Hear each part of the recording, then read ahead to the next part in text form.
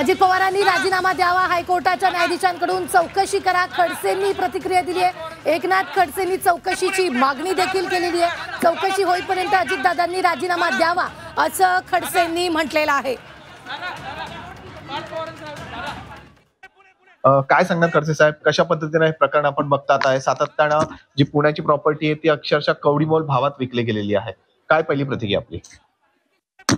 काल संध्याकाळी G24 वर पहिल्यांदा ही बातमी मी पाहिली आणि तासभर दीड तासभर रात्री या संदर्भातली चर्चा त्या ठिकाणी चालू होती।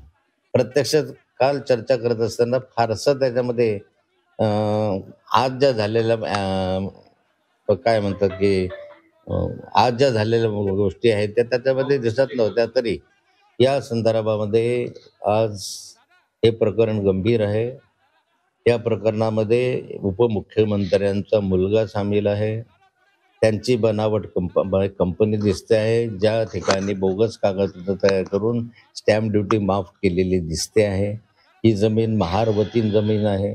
महार वतन जमिनीची या ठिकाणी आयुक्तांकडून परवानगी घ्यायला पाहिजे असते, महसूल आयुक्तांकडनं, ती घेतलेली दिसत नाही आहे। आणि यामध्ये 300 कोटी रुपये कुठून आणले, ज्याचं भांडवलच मुळात 1 लाख आहे, अशाने 300 कोटी कुठून आणले, कुणी त्यांना दिले, कुणाच्या खात्यामधनं भरले, याबद्दल संभ्रम आहे। आणि अशा स्वरूपाचं हे सगळं असताना जर बेकायदेशीर व्यवहार झाला तर बेकायदेशीर व्यवहार झाल्यानंतर ही जमीन मूळ मालकांना परत जायला पाहिजे, असे नियम आहे, कायदा आहे की अशा स्वरूपाच्या जमिनी ज्या आहेत बेकायदेशीर व्यवहार झाल्यानंतर त्या मूळ मालकाला परत जातात। अशामध्ये याच्यामध्ये कुठलीही कारवाई अजूनपर्यंत झालेली दिसत नाही आहे। मला वाटतं संपूर्ण प्रकरणाची चौकशी झाली पाहिजे। फार गंभीर प्रकरण दिसतं।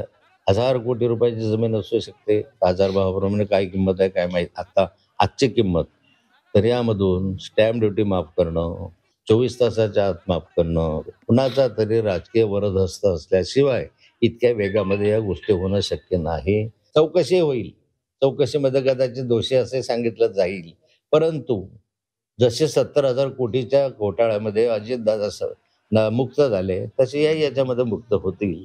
आणि म्हणून याच्या संदर्भातली चौकशी जी आहे ही चौकशी सरकारच्या माध्यमातून न करता उच्च न्यायालयाच्या न्यायाधीशाच्या मार्फत झाली तर जनतेला त्याच्यावर काहीतरी विश्वास बसेल। याच्यात मुलगा त्यांचा असल्यामुळे नैतिक जबाबदारी स्वीकारून जोपर्यंत ही चौकशी पूर्ण होत नाही तोपर्यंत माननीय अजितदादांनी आपल्या पदाचा राजीनामा दिला पाहिजे।